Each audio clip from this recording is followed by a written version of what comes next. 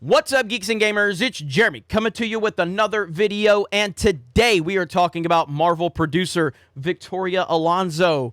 The brave and stunning Victoria Alonso letting you know that we are going to get more LGBTQ representation in the Marvel Cinematic Universe. It takes time, ladies and gentlemen.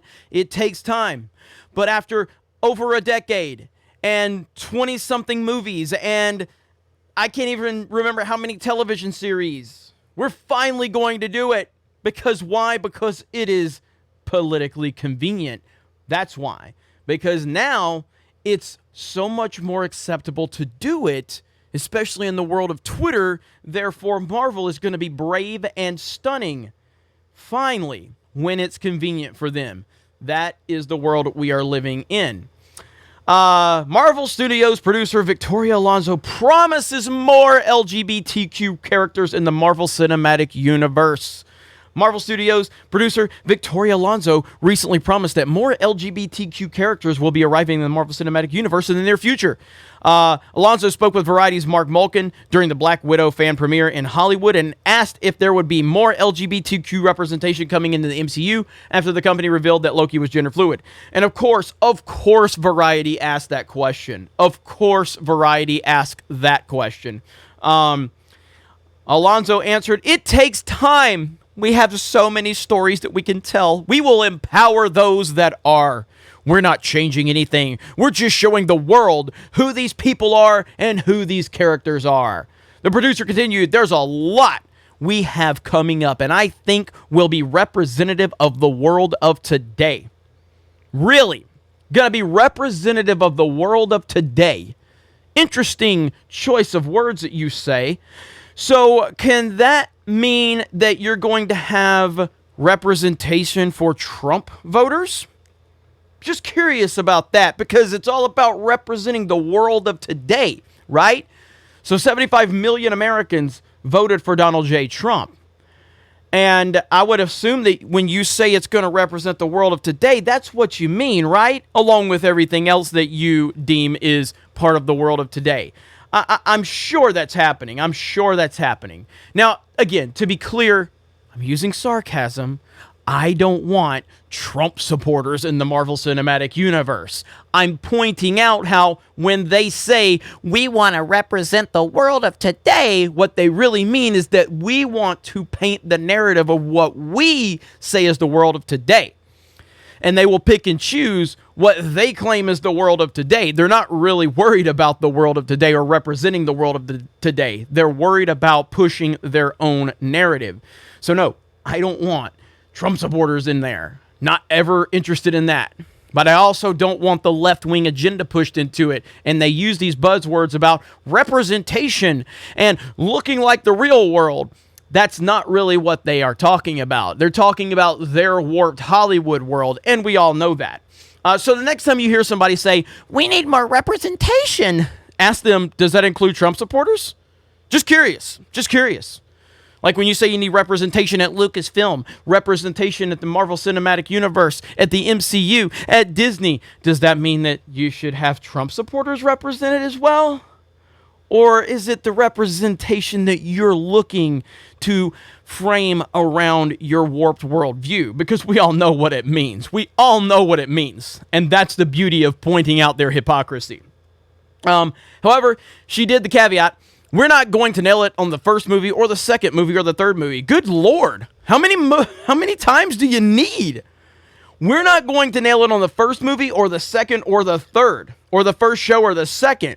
But we will do our best to consistently try to represent.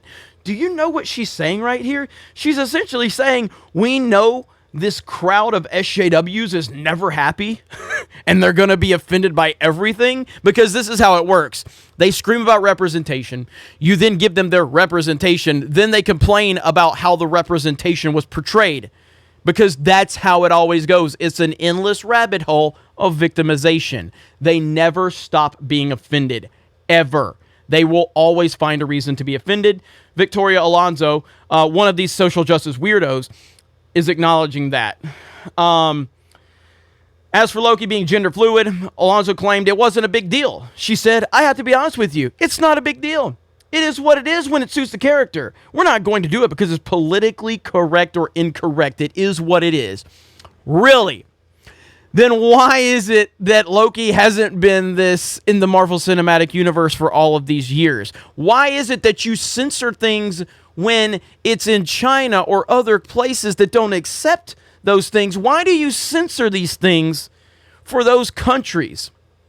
Because of the politically convenient ways that you are maneuvering things at your company. This is why no one believes these people at these studios, because they are trash and they are lying to you. Let me see. There's no other way to put this. Alonzo is straight up lying to Malkin. Marvel Studios does not follow their comics to the T, and they haven't. One only needs to look at the race swapped. Yeah, no, I mean, they... Oh, yeah, that's right. There was one more line here. Don't forget, we follow our comics. We try to follow them quite to the T. So in the comics, this is who he was. Because continuity matters when it fits the agenda, ladies and gentlemen. Continuity matters when it fits the agenda. So of course she's lying. Again, to be clear, this person right here, Victoria Alonso, is the same person who had a problem with the X-Men name because it's outdated, ladies and gentlemen. It's outdated. I don't know where the future is going, Alonso told Nuke the Fridge. Nuke the Fridge. That's Louis Lecca. Shout out to Louis Lecca. It's funny that people call it X-Men. There's a lot of female superheroes in that X-Men group, so I don't think it's outdated. So I think it's outdated. This is the person that is making the decisions at the Marvel Cinematic Universe as a producer. So yeah, I mean, it's a joke. It's another joke. These people don't care about you. They don't care about these characters. They don't care about continuity or lore or anything. They hate you. They hate everything you stand for. Even if you agree with them, they still hate you. All they want is to use you to their advantage if they can build a narrative around your race and your gender. As long as they can build a narrative around your race and your gender, they will use you. Someone like me, they hate me. They hate Jeremy from Geeks and Gamers because he's a Trump supporter, ladies and gentlemen. Well, yeah, I am, and I'm not going to apologize for it. And the more you try to weaponize my political opinion, the more I'm just going to be standing there and be proud of that, because that is how Hollywood operates. They try to weaponize political opinions, whether they are pro or anti this, that, or the other. They will weaponize it. So if you are a LGBT person, or if you're a non-white dude, or if you're female, and as long as you can have a narrative built around your identity, Hollywood loves you. But the moment you have an opinion they don't like, they will go after you. They will trash you.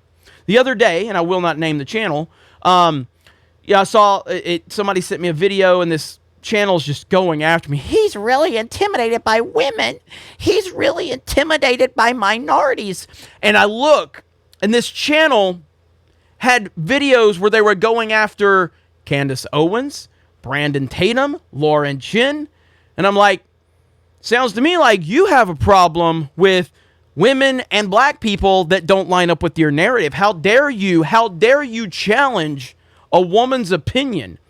But it's okay for them to challenge a woman's opinion when that woman doesn't line up with their narrative. It's okay for them to challenge a black person as long as that black person doesn't agree with them, because that is how they view the world. They will white knight for women and black people, but the second they see a woman or a black person that doesn't line up with their narrative, they will attack them. That's the type of people these weirdos are. So, I have no faith in the Marvel Cinematic Universe moving forward. I very much enjoyed Endgame. I didn't love it as much as Infinity War, but I was fine with it. I liked Endgame, and it was a good closure on the Marvel Cinematic Universe. What we have now is not the Marvel Cinematic Universe. It is not at all. It is that in name only. But the Marvel Cinematic Universe right now is Disney Star Wars. It's just not what you want it to be or what you think it should be based on the history of it. The MCU in this phase is no longer representative of anything we have seen in the past. This is political pandering, just like Disney Star Wars, and people just have to accept that. We are where we are, and It's time to just call it like it is. So you guys have a great day. Thank you very much for checking out this video. Check us out on geeksandgamers.com, our website, where you can sign up for free, jump in the forums for free, and have whatever discussions you want. For $10 a month, you can become a premium member. Helps get you exclusive access to a lot of our stuff, and it helps the site, and it helps us continue to grow. So we do appreciate that. Check us out on Locals, Twitch, Instagram, and Twitter. Thank you guys. Have a great day, and we will talk to you later.